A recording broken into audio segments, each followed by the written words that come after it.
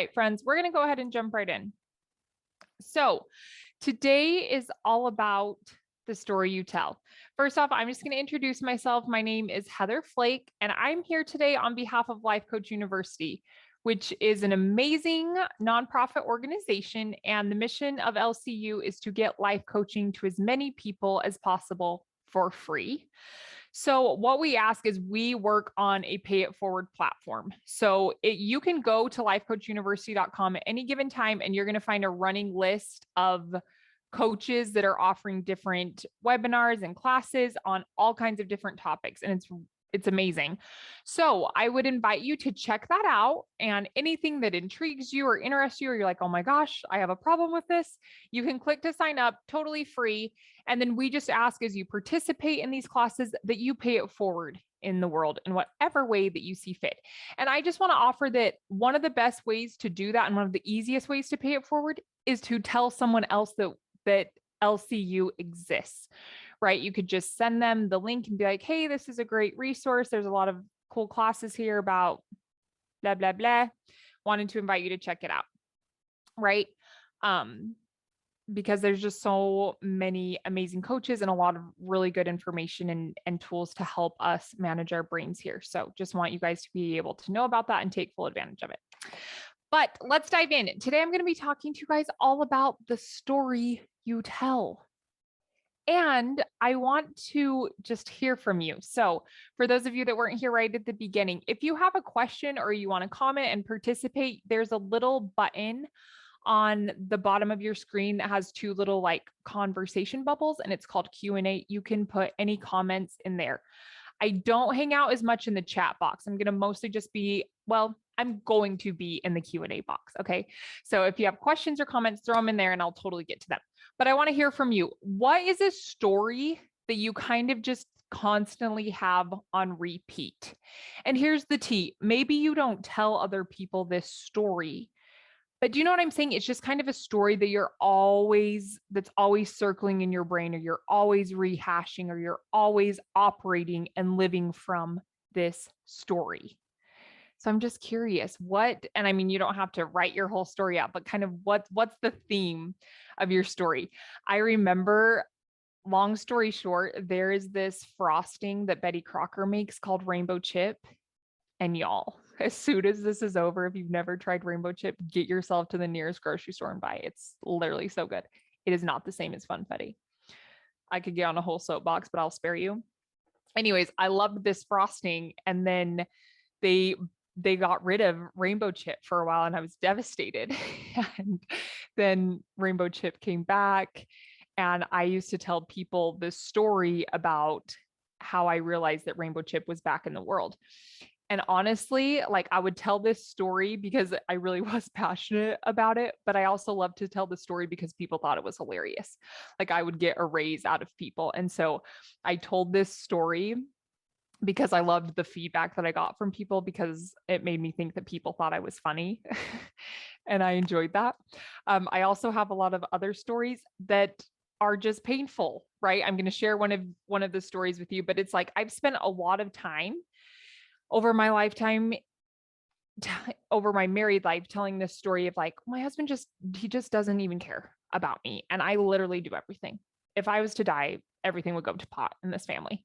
And, I've just told myself a really painful story about that has created nothing good when it comes to the results.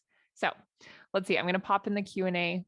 I always have tummy trouble, so I never want sex. Kay, yes, thank you for sharing. Totally a story, right? Okay, and I just also want to offer, this happened last time in my webinar. The more you guys participate and throw it in the question and answer box, the more fun and helpful this webinar is going to be. Thank you for sharing that. So yeah, and just like our friend is saying, I just want your brain to start thinking, what are my stories? What are the stories that I operate from? And here's the tea. Story, you guys. It's just a story.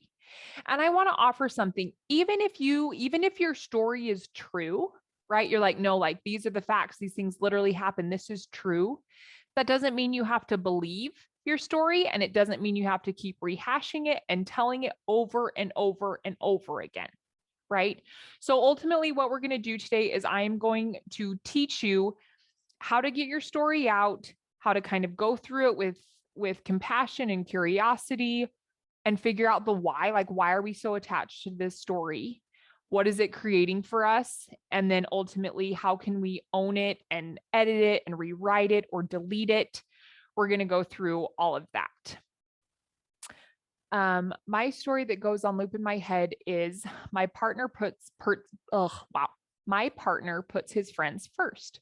So then the new story is I would rather just be his friend. Yeah. Right? That's really powerful. That makes a lot of sense. So again, thank you for bringing these up. And there's going to be another section where if you guys are willing, I'm going to ask you for some more information. But yes, I love that you guys recognize that this is a story. And if it's just a story, you guys, I want to offer, it's just something we've made up. And again, even if you're like, no, listen, my partner leaves every Friday night to hang out with his friends. I can prove it. It's a fact. Okay. But that doesn't mean that we have to carry around this painful story about it. And it doesn't mean that we have to make it mean that then, oh, I'm just a lousy friend or whatever. Because that's the thing. We create stories and then we live in them and we're attached to them. And we just think that they're factual and that there's no other way. So what I want you to do is I want you to ask yourself, why? So friends that shared, like this is kind of my go-to story. This is what I'm focused on right now. I want you to ask yourself right now, why? Why am I telling my story this way? Right? And what is really important that you do as you answer your why is you do it with compassion. Compassion is one of the most amazing emotions that we can invite into our lives. I believe that so firmly. Amazing things can happen for you if you will be willing to be curious. So here's the difference. Instead of being upset with yourself or even really angry at the partner, being like, oh my gosh, why am I telling myself this story? I get nothing good from it. I'm so dumb. This is so stupid. No, you're not going to get very much traction that way. Instead, be really curious. Just be like, okay, this is fascinating. I wonder why I'm believing this story. Or you can ask yourself, I wonder where I even started, when I started believing this. Where did this come from? And why am I so attached to it? Just like create some space for yourself to understand why. And I want to offer, do not respond with, I don't know. I don't know is an instant party kill. It's an instant shuts your brain down. Your brain, I just want you to know, absolutely loves the phrase, I don't know, because then it doesn't have to do any more work. But don't tell yourself that. Just tell yourself, I do know. I totally know. Or you can tell yourself, I'm just going to take a guess. A lot of the times we don't want to answer something because we're so attached to the answer being right. But if you're just like, hey, you know what? I might be wrong. I'm right. I'm just going to take my very best guess. Or I love to tell myself, okay, what if I did know? If I did know why I was so attached to the story, what would the answer be? And I really do just make my brain give me an answer. But when I use that language, my brain offers me several things, opposed to I don't know, brain shuts down and no solutions can be found. Okay. So, all right. So use compassion when you ask why. Then the next thing I want you to figure out, and I'm going to give you a very practical tool on how to do these things on the next page. Results, you guys. So friend, when you're thinking, I always have tummy trouble, so I never want to have sex, what's the result you get from that? I mean, I can just assume, I'm just assuming, and you can even type this in if you want to, but there's probably not a lot of sex happening in your relationship. And I don't know if that's something you want, right? But like, what are the results? And maybe we could argue, like, maybe you're not experiencing a lot of connection with your spouse. Okay, so like results. So when you believe this story of, I always have the tummy trouble, hard thing to say, what results does that story create for you in your life? Or you, friend, when you say my partner puts puts his friends first. So then, I'd rather just be his friend. All right. What results? You guys, are you hearing me? I'm having a really hard time speaking. What results are you getting from that story? Another word you can think of if results is confusing to you is like outcomes, or outcomes. Like, what happens when I believe this story? Okay. When did I start believing it? Every time we go out, he will leave me and offers to help to everyone. Okay, friend, if you're willing, I'm going to have you answer some specific questions on this next page. Okay, just hold tight for a minute. So you want to know what results it's creating for you. And that's the other thing, not for your partner, you guys. We're focusing on ourselves right here.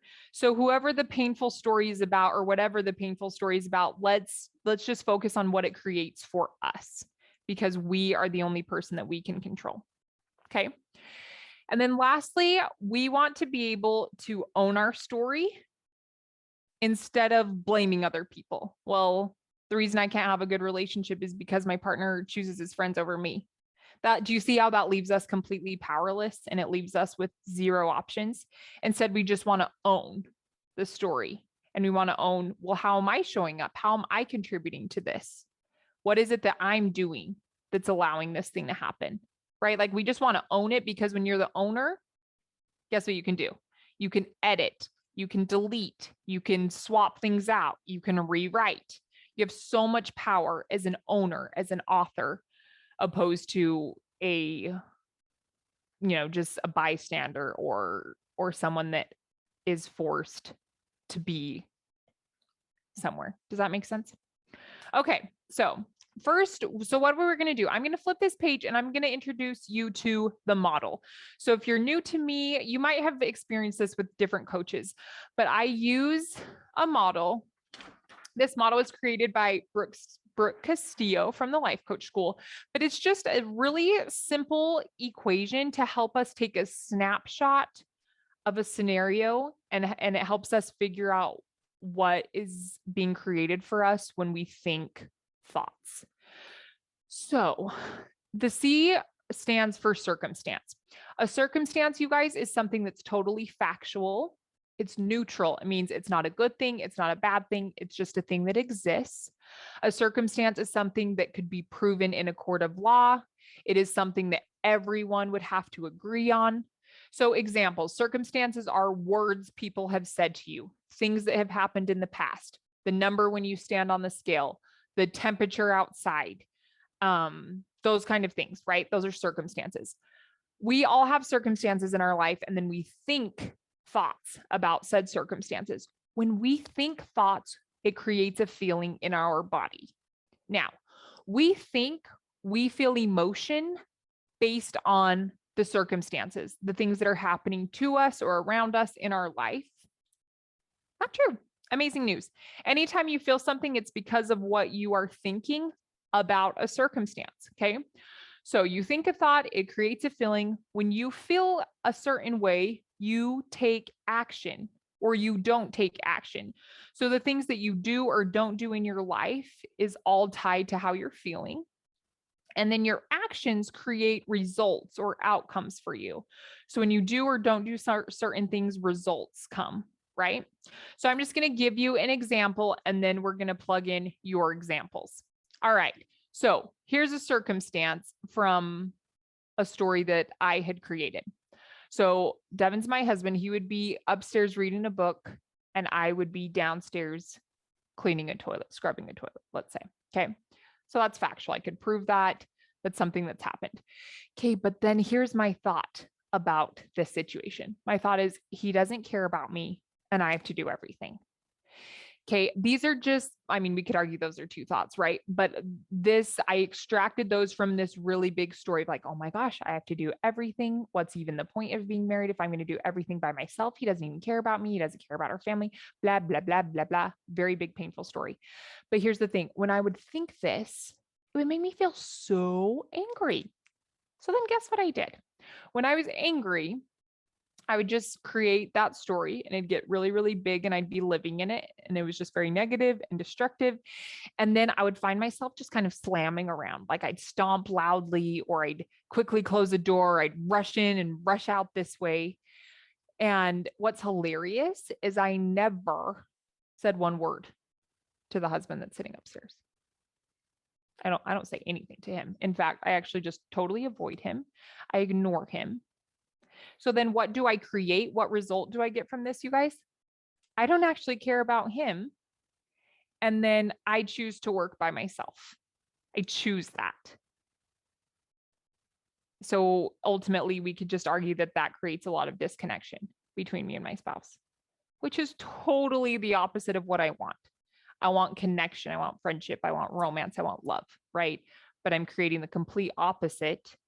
And it all goes back to this because of this thought that I'm choosing to think about a totally neutral circumstance. Okay.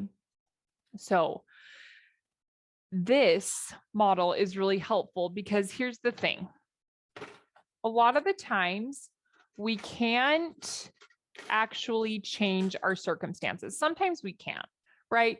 But I can't force anyone to do anything. So this part I don't really have a lot of control over, except for that, because I have total control of myself. But all of this, y'all, I have complete control over, which is so empowering. I always get to choose what I'm going to think, how I'm going to feel, what I'm going to do, what I'm not going to do, and what I'm going to create. Okay. So I want to invite you guys and friends that have already been putting in here your thoughts. Would you be willing to run a model and let's see what's going on for you? So let's take friend that's talking about your partner that puts his friends first. Would you be willing to, so sorry, hold on.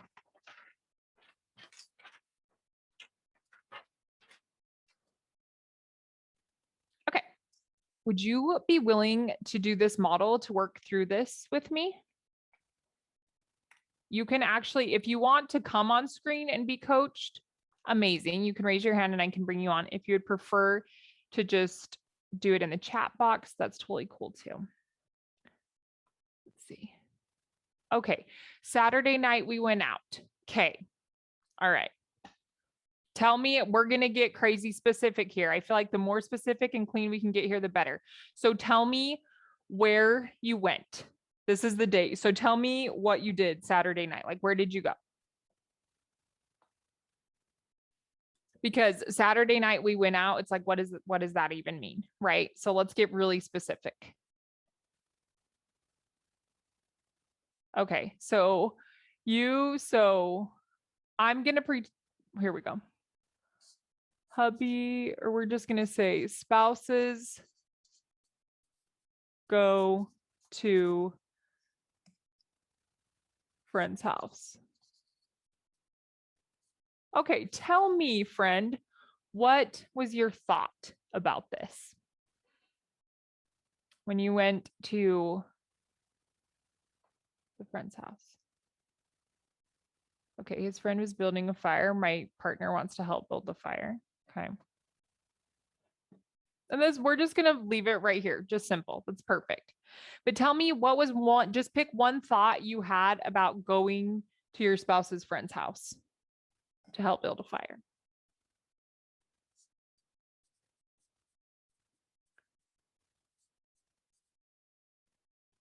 So thirsty.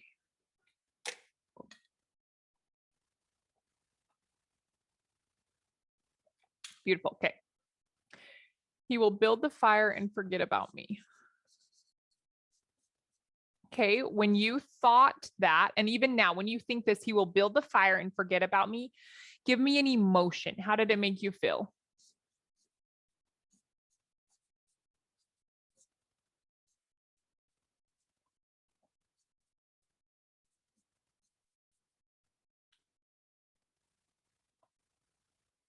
Yeah, it makes me feel forgotten.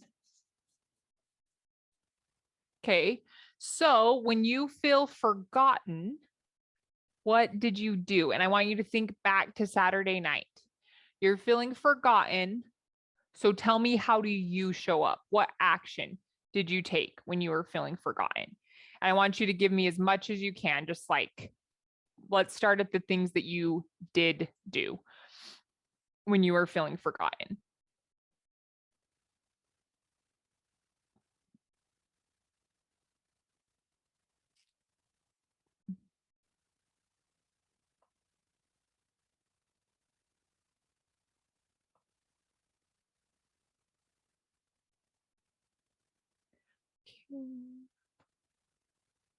Okay, I don't smile. I'm not happy.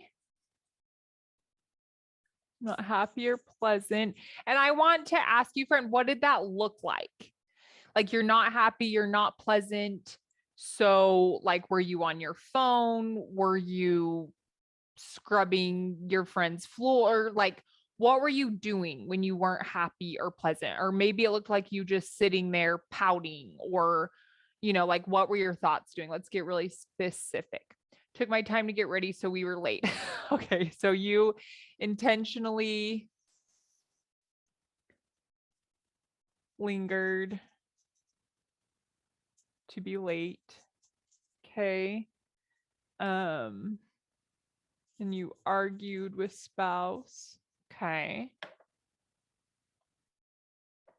Yeah, this is good. Okay. So you were quiet. So you don't really talk to anyone at the house. You're withdrawn. And isn't that so funny? And then you don't actually hang around fire.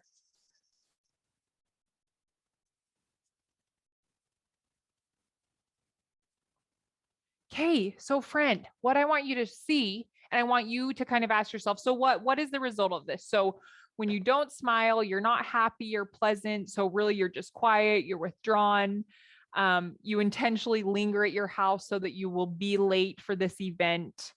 And then you argue with your spouse. And ultimately, you don't hang out around the fire. So the result that you create is you choose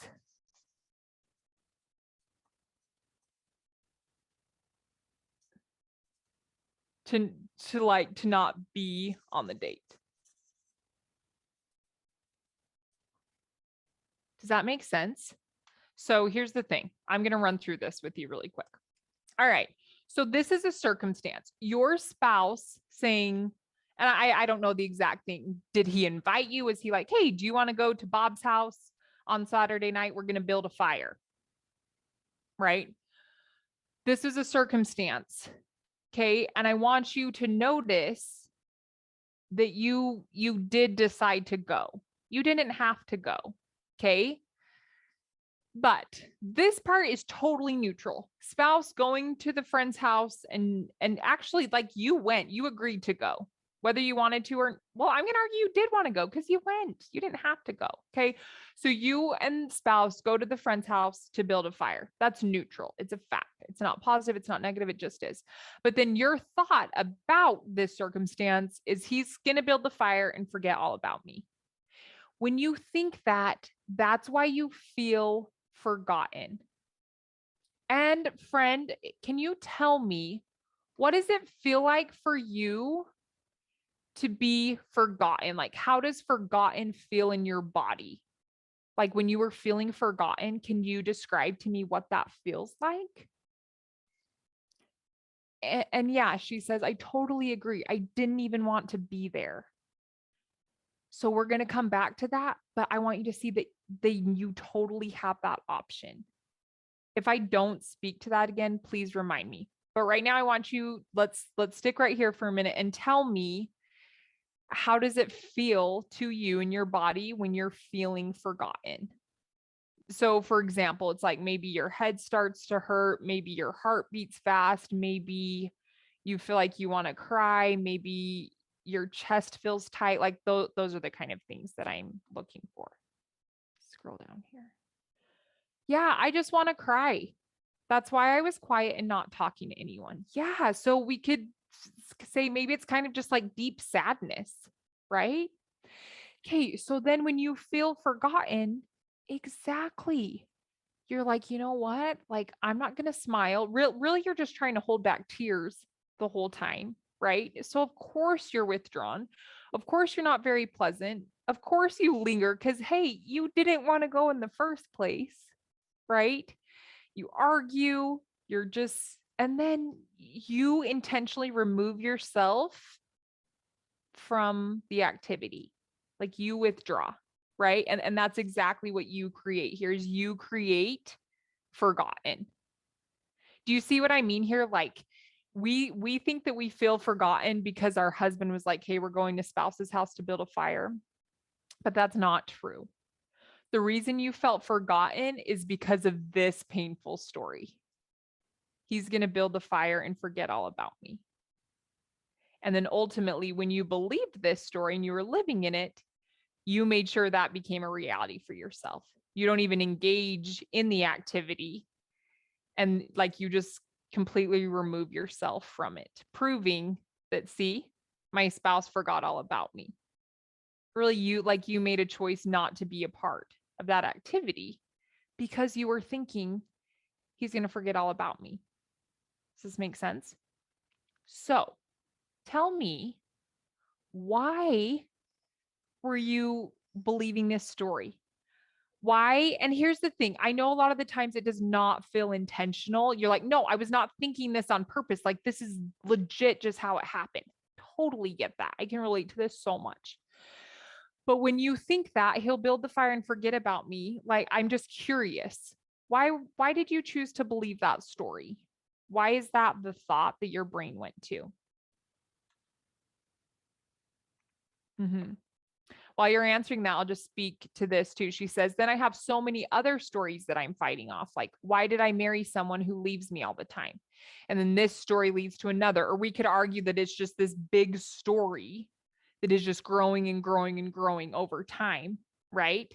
And again, like that story is creating so much pain for you, totally not serving you, right? And I promise, friend, I'm gonna give you some tools today that are gonna help you to work through this. But tell me this: why did your brain go there? Why do you think this thought? Because I just want to show you. Let's say it's the exact same scenario. Spouse comes to you and is like, "Hey, we're gonna go to Bob's house. I'm gonna help him build a fire." You could have said, "Oh, I don't want to go. I'm gonna stay home and watch the Golden Girls." Right? Like there's a million other things that you could have said, or you could have been like, hey, I don't really want to do that. Do you want to go to this restaurant and just eat fancy dinner? Like there's so many options available to you. So I'm interested why your brain goes here. Okay.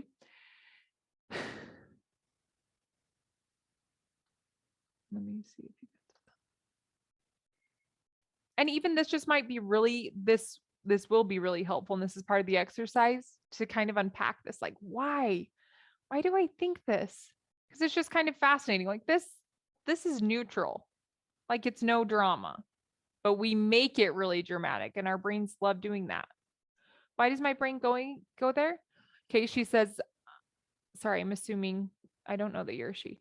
Okay, I love a fire, but I immediately get sad that he always wants to help. Okay, why? We just want to be really curious. We're trying to figure out you. This has nothing to do with our partner. This has everything to do with you. Okay. And I promise you that's really empowering because you can't change partner. You have zero control over partner, but you get to own you and have total control of yourself. Okay. So I love a fire, but I immediately get sad that he wants to help. Again, those are just thoughts. And I would ask you, why do you get sad that he wants to help? What are you making it mean that spouse wants to help? Okay, I'm she. Thank you. Right. So that's the follow-up. But tell me, do you see that when you think this, all it creates for you is separation from your partner? So we could argue, because I think the beginning of this, you said, let me scroll up here. My partner puts his friends first. So then the news story is, I would rather just be his friend. Yeah. So you have this story of just my partner puts his friends first. But we could argue from this is that you remove yourself. So you create this scenario where it's just where it's easy for your husband to be your spouse to be with friend, right? Because you kind of just take yourself out of the equation and it's really painful.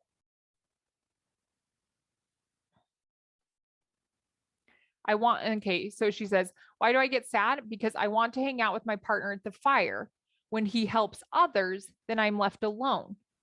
But listen, if you want to hang out with your partner at the fire, why don't you just hang out with your partner at the fire? Here, listen, this is what your brain's doing. Your brain is like all or nothing. Your brain's like, hey, if your partner helps with the fire, then that means you're forgotten. And it's like, oh, that's so funny. No. If your partner is helping with the fire, we have lots of options. What else is available to you? If partner chooses to help friend with the fire, what other options do you have besides thinking that he's going to forget about you and feeling forgotten? And it might be, your brain might be like, literally none. I have no other options. And that's how it is when we're stuck in there. That's why coaching can be really helpful. I do see that I do leave the scene, which means that he only has his friends. Okay, yeah. And here's the thing. Awareness is the biggest, like it's the most important thing when you start doing this work, is just to recognize like, oh, I'm the one withdrawing. My husband isn't like, get away, back away. I do not want you here. Like your husband invited you. So he totally wants you there. But then you make up this painful story and then you withdraw and you do the exact opposite of what you want. Do you see that? So if you want to hang out with your partner at the fire, that's totally available to you, but we're going to have to drop this story. Okay. So let me tell you, I'm going to flip this page and show you how you can start doing that. And tell me your questions and what's coming up as we do this. All right, friend. So the first thing that you're going to want to do is to get this story out. Give it airtime.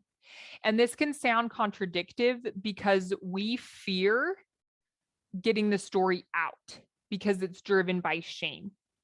Okay. And shame grows in the dark, and shame grows in closets that are closed where there's no light and it's damp and dark, right? We want to get it out. We just want to give it airtime. So there's several different ways that you can do this. And I think I would suggest that you choose the way that seems most fun and accessible for you to do. So you could do what we call like a brain dump or a thought download. And at the top of my paper, I would just put exactly what you said at the beginning. My partner puts his friends first. Okay. That's like the headline of your story. Like if we were to print your story in the newspaper, that would be the headline. Partner puts friends first. Okay. I want you to put that at the top of a paper and go. And if you're having a hard time going, just ask yourself, why does this make me mad? Or what? You think your partner shouldn't do that? And I also just want to offer it. That's also a story that you just made up, that your partner puts his friends first, but you believe it, you're attached to it. So then everything that your partner does, you're seeing through that lens, through that story. That's how you interpret everything that the partner does. Okay. So you want to be able to get this story out. And so you can write. I just have a running Google Doc that I've saved in my folder as thought download. It's literally hundreds of pages long. And I just put the date and I go. Okay. You could use pen and paper. That's a thing that still exists. I'm like, do we know how to use pen and paper? I don't know. You could drive. Maybe if you drive, you can always just push record on your phone, or like I've downloaded an app that is just like a free recorder. There's no video, right? And I just jabber and it records it. Okay, so there's lots of means. So just find the way that is funnest and most accessible for you to get this story out of yourself. And here's the thing, you guys, you cannot be judgmental about yourself as you do this, and you cannot filter yourself. Sometimes when we're getting our stories out, we start to feel shame and we're like, oh my gosh, I cannot believe I think this. I'm a horrible person. And it's not useful at all because that just shuts us down. So when that comes up for me, I just tell myself, I'm like, oh, no, no, no, no, no. These are just my thoughts. This isn't who I am. This is just my brain. This is just like, I kind of act like it's a separate part of me. I'm just like, oh yeah, this is just my monkey brain. And I need to let monkey go on a walk. So I'm just going to let monkey air out all the things. I'm going to get all the stuff out. Okay. And ask yourself, what else? What else? Like, just really let it come out. Okay. Once your story is out, you got to examine it with what I love to call C squared, which is compassion and curiosity. I'm telling you, these two things will change everything for you. And this is what I also tell my clients. I'm like, listen to me. If you're going to do this story and then go back and read it and you're going to be hateful and judgmental and mean, then you're not ready. Don't do it because it will not serve you. Okay. So after you get the story out, you want to go back through and read it. And what I do back in the day when I did pen and paper, that's how I started. I would literally take this highlighter and I would just highlight sentences or thoughts that really intrigued me. I was like, oh, wow. I had no idea I thought that. And I mean, I still do that on Google Doc. You can still do that digitally, right? But you want to examine it and just be really curious. And a way to access curiosity is just by asking yourself, I wonder why I think this, or why am I so attached to this belief? Where did this come from? What else could be true? Okay. And you want to be really compassionate with yourself. And the truth is, you showing up and doing this work is so admirable, because I want to argue that every human in the world that has a normal functioning human brain does this. We all have really painful stories, but it takes courage and vulnerability to get it out. But that's why you deserve so much compassion, because you're showing up and you're doing the work. So give yourself that compassion. If it's hard for you to access compassion, think of it as a best friend or as a mom or as a child or someone that you just love fiercely. And if they came to you and were telling you this story, you would be like, oh, wow. Okay. Tell me more. Oh my gosh. I'm so sorry. This sounds really hard, right? Like, you would be compassionate.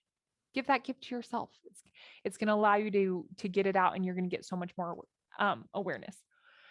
Another really helpful caveat is, after you get the story out, after you kind of examine, it can be really helpful to do a sort. So you can make a little graph on a paper that says facts and thoughts. Facts, you guys, let me remind you, are things that can be proven in a court of law, things that everyone in the world would have to agree upon. I promise you that 90% of your story is thoughts, drama, stuff you made up, your perception, not actually thoughts. There's very few facts in our stories most of the time. But when you can separate facts from thoughts, it's just a really refreshing way to be like, oh, right? Like, even back in your model, friend, like, the fact was, husband said, hey, spouse, do you want to go to Bill's house to build a fire? And you said yes. And then the next fact would be that, your spouse helped Bill build a fire. And then all that painful story are all your thoughts. So it's really helpful to separate those two things, because you can be like, oh, here's what's actually happened, and here's what I'm making those facts mean. Why? Okay, so after you have the story out, you want to decide on purpose what you want to do with this story.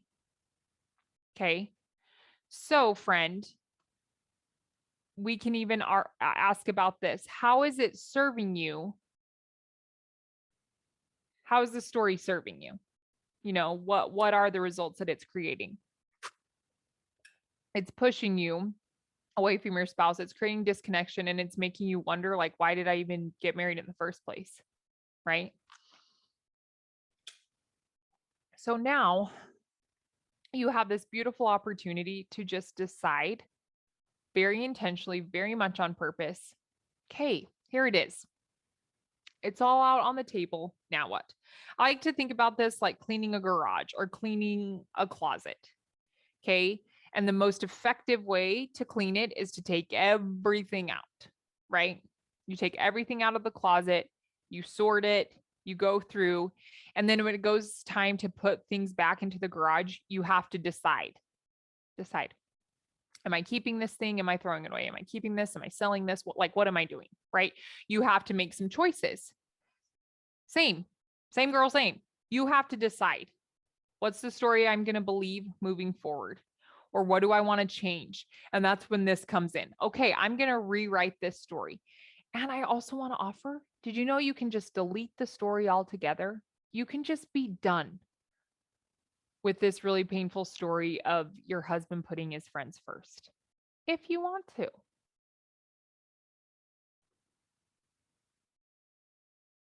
I really want to let go of the story. I see how it causes me so much pain. Okay. And honestly, that's the first step.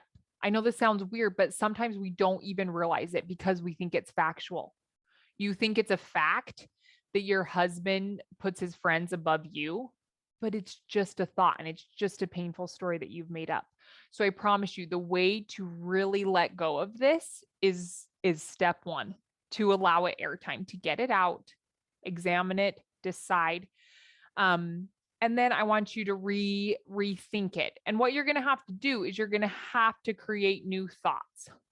If you continue to think, what was our thought here?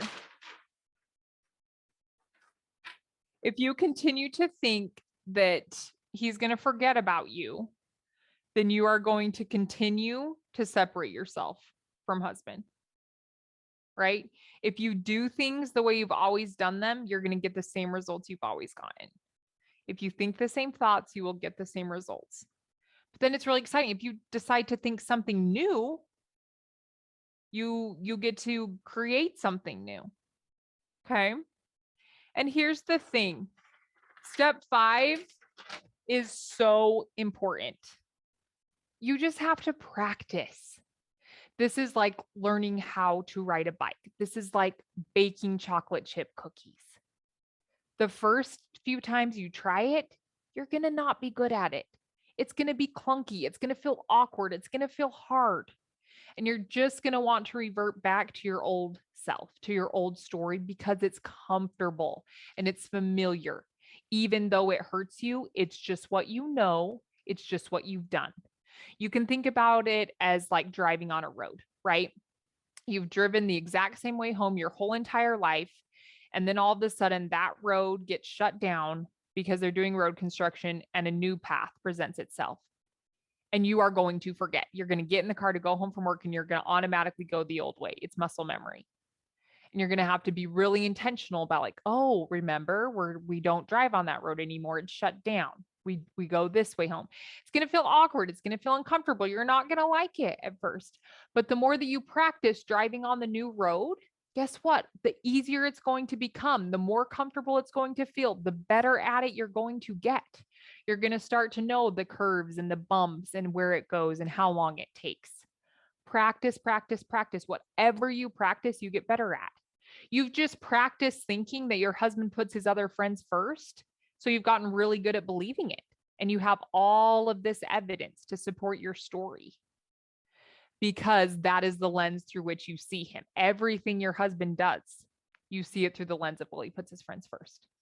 So I would argue, even if your husband came home today and was like, hey, beautiful lady, let's go to the carnival. You'd be like, oh, he's probably just going to meet up with Bill there because that's what he always does. Like you wouldn't even have the ability to accept it. So this work in your brain is what has to come first. We don't need to change husband at all. Because that's also what I want to tell you. Even if husband decides to keep friends in his life and he hangs out with friends and he never changed, if you decided to do this work and to show up, do you know what would happen for you? Everything would improve. You'd get to enjoy your husband and his friends. You would realize that you have options. You don't have to go to certain events, but if you want to go, you can. And if you want to stand by him, you want to help him build the fire and be close to him and build connection, totally available to you. Like the sky's the limit. Tell me what you're thinking and tell me what questions you have. Like what obstacles are in your way of letting go of this story? That's what I want to know. What obstacles right now are presenting themselves when you think of just being able to let go of this story? And for the rest of you that are on this call, it's the exact same work for all of us, right? The same steps. You can do the model, the circumstance, thought, feeling, action, result, plug it in, see what's happening. I love this. I can tell myself a new story, but it feels fake, like I'm pretending. Okay, do you know why? It's because you don't believe it. Okay. You believe and you're so attached to your story right now because you have so much evidence. Like you could probably tell me a lot of different scenarios where you're like, look, husband putting his friends first. Okay. So that's the other thing that I want you to recognize. This work is not just like positive thinking, just like burying my head in the sand, believing something is this way when it's really not. That's why doing this first is crucial. And here's the thing. Once you can get this out and just like put it all on the table, you're going to recognize maybe some patterns and it's going to take you on a journey of like self-discovery. And you're going to recognize more ways in which you actually separate yourself from partner instead of engaging with him. Okay. So the thing that we need to do here is create, oh my, so sorry. We need to create what we call an intentional model. So you've been amazing. This helps everyone so much. So stick with me here again and let's run an intentional.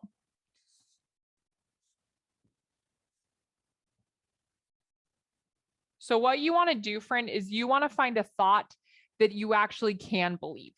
So it's totally fine for it to stretch you a little bit, but it's got to be in the realm of possibility for you in order to start practicing it.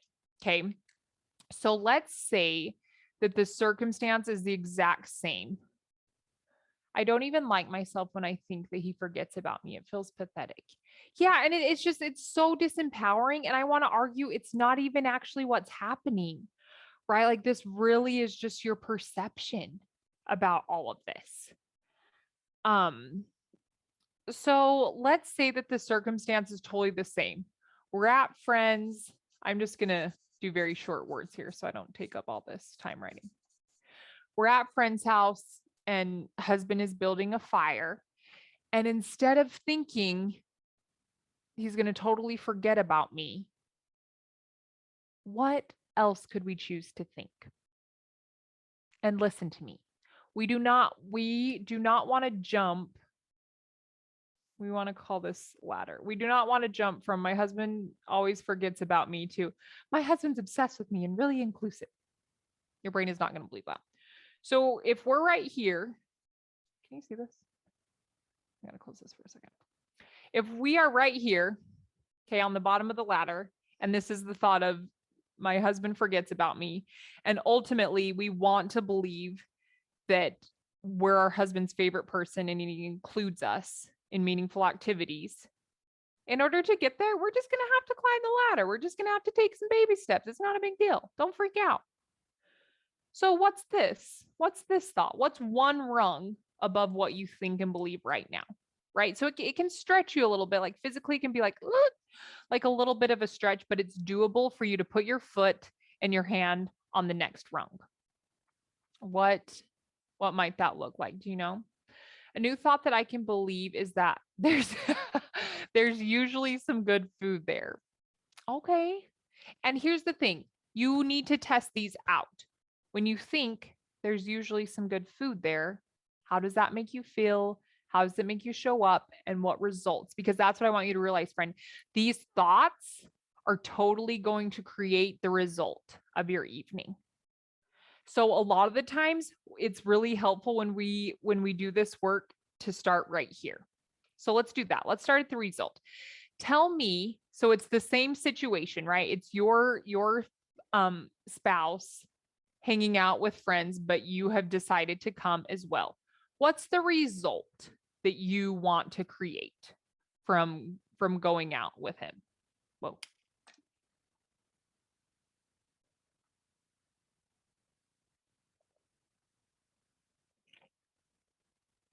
Okay, she says, I definitely can believe that I usually meet someone new that I get to talk to that is interesting, while partner is busy helping others. I just want you to notice you still have judgment and drama in there.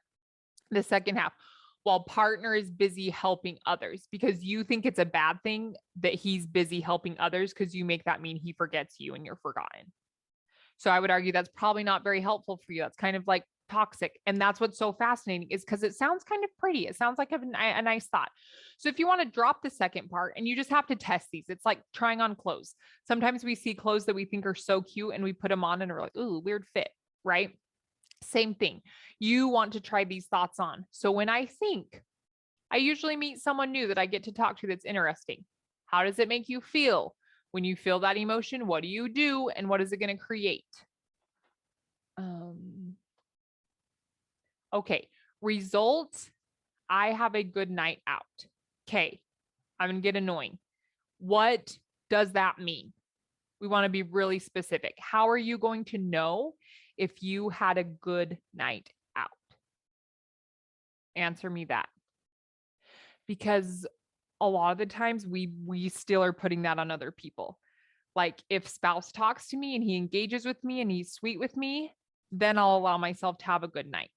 But we don't want to put our results into anyone else's hands. We want to be in total control of how our night goes. So what does a good night out actually look like for you? So maybe an example would be like, I connect with my spouse. Like I create connection with my spouse. I meet new people. I enjoy myself. Like, do you hear what I'm saying? What result are you wanting? And you can just answer like, what does a good night out mean? Like, what are the qualifiers? And it's okay. Like, it might be automatic for you to respond like, well, my husband includes me and he makes me feel amazing. No, how are you going to make yourself feel amazing? How are you just going to enjoy you instead of just, even like you said earlier, like you feel you have a lot of judgment about yourself because you don't even like you. That's what this is really about. As strange as it sounds, it has nothing to do with husband. And it has everything to do with what you're making this mean about you. And ultimately, you're just kind of turning against yourself, right? Okay. This is the first time I've ever had to define it, right? Because we don't do this. This is so like new and foreign, but I'm also like so excited for you. This is really empowering. So do this, friend. I want you to decide what are your qualifiers for a good night out. But you're like, you have to be in there. We can't include husband because we can't control him. So, I mean, you can include him, but it's going to be painful if he doesn't comply. So I think it's just way more empowering to just put yourself, right? So it's like, I have a good night out if I engage with the people there, I enjoy yummy food, and I help my husband build the fire. Those are just examples. You get to decide. So I'm just, for the sake of time, I'm just going to put in the result that we want to, I connect. We're just going to do this actually. I enjoy myself at the date. I enjoy me. Okay. In order to enjoy yourself, and then you guys, we just worked backwards. So in order to enjoy yourself, what are you going to have to do? Maybe, and I'm totally just taking liberties here, friend. I'm not pretending like I know what you would say. Okay. I'm just putting in examples here. So in order for me to enjoy myself at the party, I'm going to eat the food. I'm going to talk to new friends. I'm going to laugh. I'm going to ask. No, I'm not going to ask. I'm just going to help husband. Or you know what? I'm just going to stand by husband. He's going to be talking to his friend, and I'm just going to go up and wrap my arms around him and kiss him on the mouth and say, I love you, and walk away. Okay, like whatever. And we would put in the things we're not going to do. We're not going to be quiet. We're not going to withdraw. We're not going to separate ourselves from the activity. Okay. We're going to do the things that are going to allow us to enjoy ourselves and the outing because we chose to be there. Yeah. Oh, look how good I am. Yes. Yeah. Good. I ate good food. I talked to someone. I laugh. Yeah. Oh my gosh, I love this. A good night is not looking around to see where husband is. Yeah, you're not focused about where husband is. And we can just believe that husband's having an amazing time and I'm having an amazing time. And if I want to see him and connect with him, I'm really good at doing that. I'm going to go do that.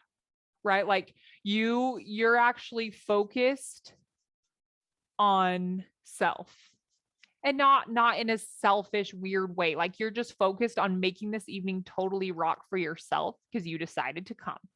Do you see how that's way more empowering? And what's going to happen is you're going to enjoy yourself and the evening.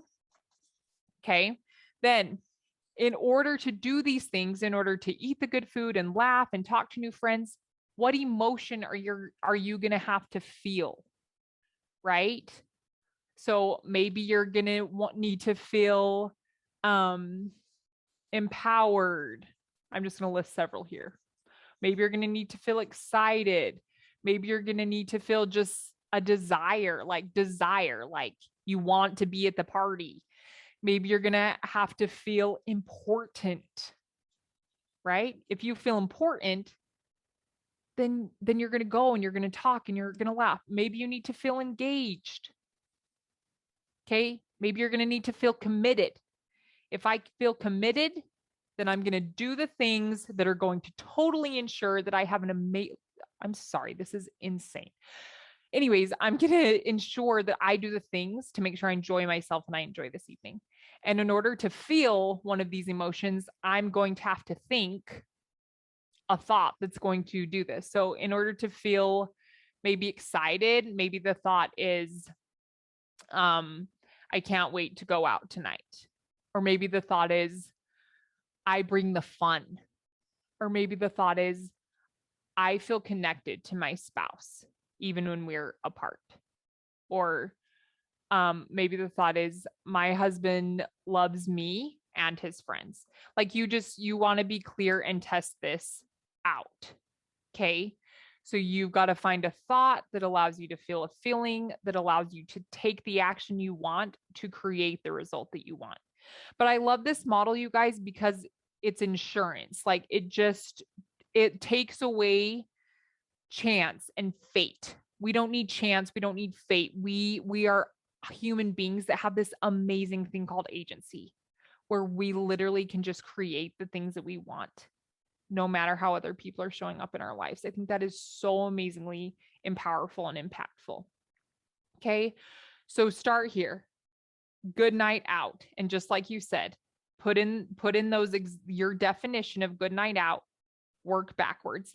And then you're going to come back to here and you're just going to practice thinking your new thought. Oh my. You're going to practice thinking your new thought. I'm so sorry.